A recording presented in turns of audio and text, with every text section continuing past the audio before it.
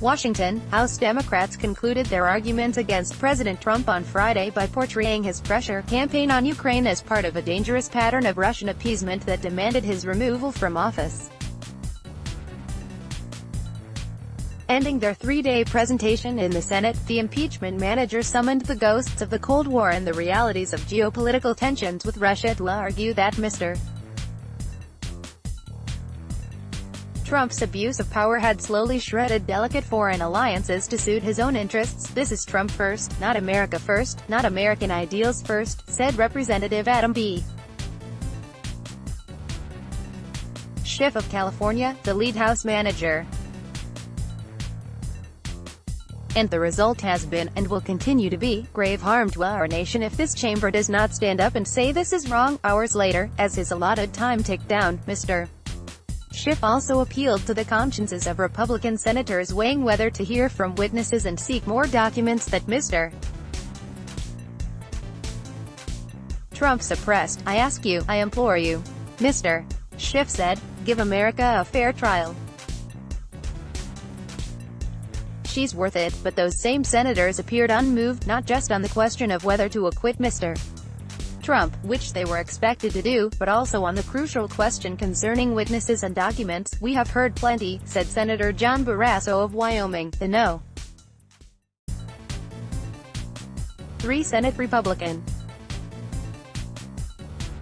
Schiff's fiery final oration appeared to alienate the very Republicans he was trying to win over. When he referred to an anonymously sourced news report that Republican senators had been warned that their heads would be on a pike if they voted against Mr. Trump, several of them vigorously shook their heads and broke their sworn silence. "Not true. I hope it's not true," Mr. Schiff said in response. He and the 6 other managers prosecuting the president spent much of Friday tying up the facts of the second charge, obstruction of Congress, and arguing that Mr. Trump's attempts to shut down a congressional inquiry into his actions toward Ukraine was unprecedented and undermined the very ability of the government to correct itself. "He is a dictator," said Representative Gerald Nadler of New York. "This must not stand." As day turned to evening on the 4th full day of the trial, many senators unaccustomed to long hours in the Capitol appeared to have simply been numbed by the House managers, and were anticipating the president's defense, set to begin at 10 a.m. Saturday. The Senate was presented with 3 days of often and vivid narrative and painstaking legal arguments that Mr. Trump sought foreign interference in the 2020 election on his own behalf by using vital military aid and a White House meeting as leverage to pressure Ukraine to investigate his political rivals. Yet the pool of moderate Republican senators that had expressed openness to joining Democrats and insisting on witnesses or new documents appeared to be dwindling. Comments by Senators Lamar Alexander of Tennessee and Lisa Murkowski of Alaska suggested that they may have cooled to the idea, although Senators Susan Collins of Maine and Mitt Romney of Utah gave no indication that they had shifted. Still, Ms. Collins was among those shaking her head when Mr. Schiff referred to the purported threat against Republican defectors. Ms. Murkowski said, "Head on a pike, that's where he lost me. I thought he did fine until he overreached." Democrats promptly accused the Republicans of being melodramatic, suggesting they were merely looking for any excuse to ignore Mr. Schiff's prodding. "It was clear who was the chief cook and bottle washer in this whole horrible scheme, this whole evil scheme. Mick Mulvaney, Mr. Schumer said before the proceedings got underway. Credit, Doug Mills. The New York Times. Without an agreement to take new testimony or subpoena documents relevant to the case, Mr. Trump may be headed toward a historically speedy acquittal in as little as a week from now, before the Iowa caucuses or his planned State of the Union address. That would make the third impeachment trial of a president in American history the shortest. Throughout Friday, inside and outside the chamber, the House managers and Democratic senators hinted strongly at the political stakes if Republicans failed to press for a more thorough airing of the charges against the president. "We've made the argument forcefully. The American people have made the argument forcefully that they want the truth," said Senator Chuck Schumer of New York, the Democratic leader. Will 4 Republican senators, just 4, rise to the occasion, do their duty to the Constitution, to their country to seek the truth? They appeared to get an unexpected lift early in the day when a 2018 recording surfaced of Mr. Trump appearing to order the firing of Maria Yovanovitch, then the United States ambassador to Ukraine. The recording was first reported by ABC News and later handed over to the House by Lev Parnas, an associate of Rudolph W. Giuliani, the president's personal lawyer. The recording appeared to confirm earlier claims by Mr. Parnas that he had told Mr. Trump about rumors that Ms. Yovanovitch was not loyal to him. The House's impeachment inquiry concluded that the ambassador was ultimately removed in 2019 as part of Mr. Trump's attempt to strong-arm Ukraine to announce investigations of his political adversaries. Get rid of her, Mr. Trump can be heard to say, according to ABC. Get her out tomorrow. I don't care, Mr.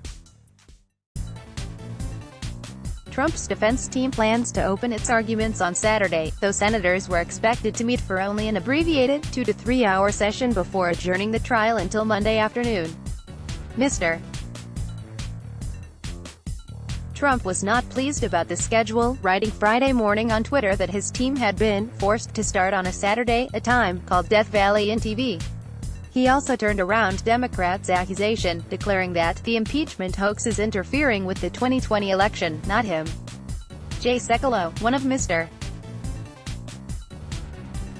Trump's lawyers, said his team would treat the weekend session like a trailer, providing an overview of their case for acquittal while holding back until Monday the president's more television-friendly lawyers, the former independent counsel Ken Starr and Ellen Dershowitz.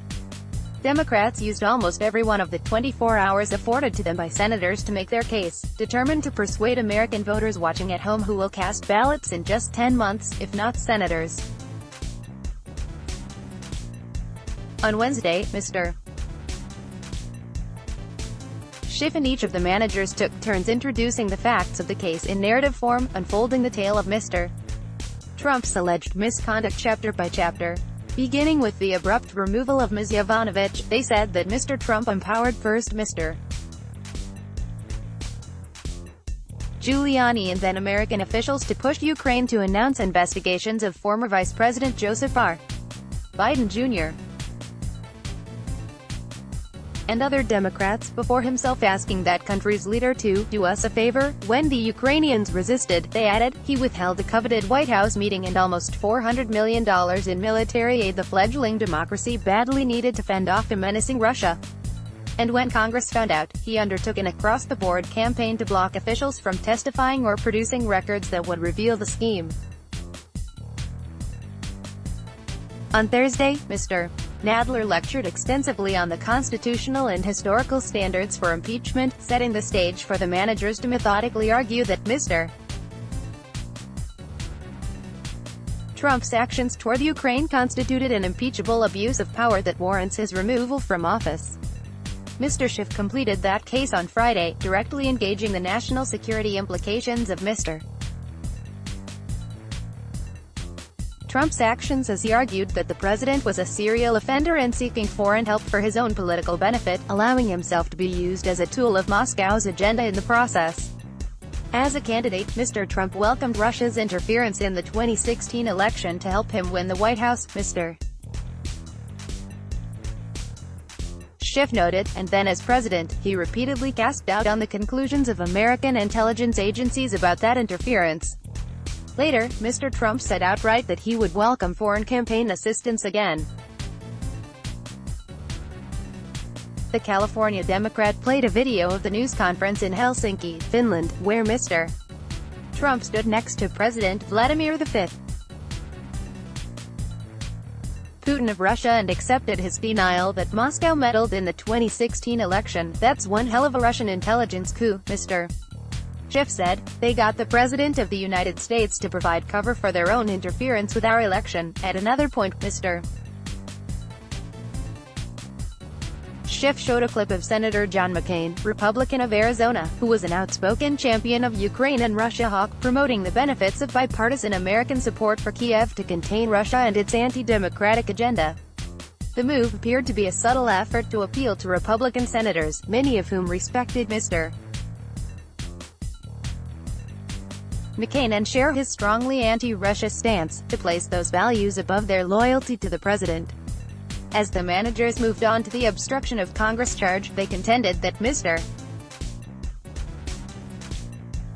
Trump's blockade of evidence was far more pernicious than the kind of partisan squabbles that are typical between Congress and the White House.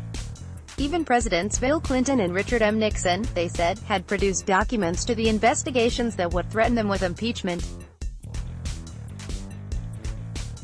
Trump's administration had not handed over a single page, declaring for the first time an across-the-board objection to House subpoenas. Trying to head off Mr. Trump's defense team, which argues that the president was lawfully protecting the interests of the executive branch from a politically motivated House, the managers pointed out that he never actually invoked executive privilege, the legal mechanism afforded to presidents. Only one person in the world has the power to issue an order to the entire executive branch, said Representatives Val B. Demings, Democrat of Florida. And President Trump used that power not to faithfully execute the law, but to order agencies and employees of the executive branch to conceal evidence of his misconduct. Reporting was contributed by Maggie Haberman, Carl Hulse, Katie Edmondson, Michael D. Shear and Emily Cochran. Let's block ads. Why?